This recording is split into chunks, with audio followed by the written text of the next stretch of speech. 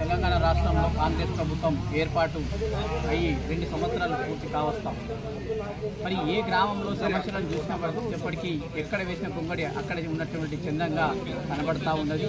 మరి వీటికన్నిటి కూడా అక్కడటువంటి రాష్ట్ర ప్రభుత్వం చెప్పినటువంటి చివాకులు అవాకులు ఏంటంటే స్థానిక సమస్యల ఎలక్షన్ కాలేదు, మీకు చేత కావడం లేదు. స్థానిక సమస్యల ఎలక్షన్లకు ప్రజలందరూ కూడా సిద్ధంగా ఉన్నారు, ఓట్లు వేయడానికి సిద్ధంగా ఉన్నారు, స్థానిక నాయకులు ఎన్నుకోవడానికి ప్రజలందరూ కూడా సిద్ధంగా ఉన్నారు.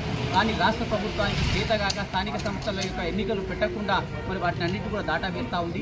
వాటి ద్వారా గ్రామాల్లో కూడా అనేక రకాలైనటువంటి ఇబ్బందులు ఏర్పడతా ఉన్నాయి. మరి శానిటేషన్ కావచ్చు, మరి ఇతర కార్యక్రమాలు కావచ్చు, రోడ్లు కావచ్చు, అనేక సమస్యల మీద మరి యువత ఉన్నటువంటి ఉద్యోగాల విషయంలో కావచ్చు, ప్రతి విషయంలో కూడా అందరూ కూడా ఇబ్బందులు పడుతూ ఉన్నారు. కాబట్టి రాష్ట్ర ప్రభుత్వం ఇప్పటికైనా కళ్ళు తెరుచుకొని స్థానిక సమస్యలను స్థానిక ఎన్నికలను ఏర్పాటు చేయాలి. వాటి కోసం గత 1 సంవత్సరం నుండి కాలయాపన చేస్తూ ఉంది.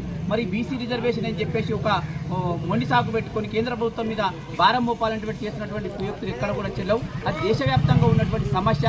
ఆ సమస్యను ఒక రాష్ట్ర ప్రభుత్వం తెలంగాణ రాష్ట్ర ప్రభుత్వానికి కేంద్ర ప్రభుత్వం తీసుకోవాలంటే సాధ్యమయ్యేటువంటి పని కాదు. యావత్ దేశవ్యాప్తంగా తీసుకోవాల్సినటువంటి సంఘటన. మరి ఆ సంఘటనను తెలంగాణ రాష్ట్రంలో ఉన్నటువంటి ప్రజలకు అందరికీ కూడా పూసేసి బీసీల మీద ఏదో కేంద్ర ప్రభుత్వం అన్యాయం చేస్తున్నటువంటి అక్కసు చూపిస్తుంటే ప్రజలందరూ కూడా ఈరోజు చాలా పరిజ్ఞానవంతులు కాబట్టి వాళ్ళందరికీ కూడా తెలుసు బీసీలకు ఇంతవరకు రిజర్వేషన్ ఇవ్వాలి, ఏమి ఇవ్వాలనేటువంటి కేంద్ర ప్రభుత్వం ఏం చేయాలో చెప్పకుండానే అన్ని సమస్యలు చేసి కేంద్ర ప్రభుత్వం మీద ప్రజలు ఇప్పటి వరకు ఎవరు కూడా ఎలాంటి అవాంఛనీయమైనటువంటి మాటలు మాట్లాడడానికి సిద్ధంగా లేరు. ప్రజలందరూ కూడా కేంద్ర ప్రభుత్వాన్ని ఓట్లేసి ఎన్నుకున్నటువంటి ప్రభుత్వం కాబట్టి కేంద్ర ప్రభుత్వం నరేంద్ర మోడీ గారి ప్రభుత్వం ప్రజలకు ఏ సమయంలో ఏం చేయాలో కార్యక్రమాలు అన్ని కూడా చేస్తూ ఉంది. రాష్ట్ర ప్రభుత్వం వెళ్ళి కేంద్ర ప్రభుత్వం దగ్గర మోకరెళ్ళి మాకు ఇది కావాలని చెప్పేసి ఖచ్చితంగా అడగాల్సిన సంబంధం. కానీ ఢిల్లీకి రాష్ట్ర ముఖ్యమంత్రి గారు ఢిల్లీకి ఇప్పటికి 50 సార్లు వెళ్ళారు, కానీ ఇక్కడ కూడా ఏ సంఘటనలు అడిగినట్టు సంబంధం లేదు. ఢిల్లీకి వెళ్తాడు, వచ్చిన తర్వాత కేంద్ర ప్రభుత్వం మీద నిప్పులు కాపాడు.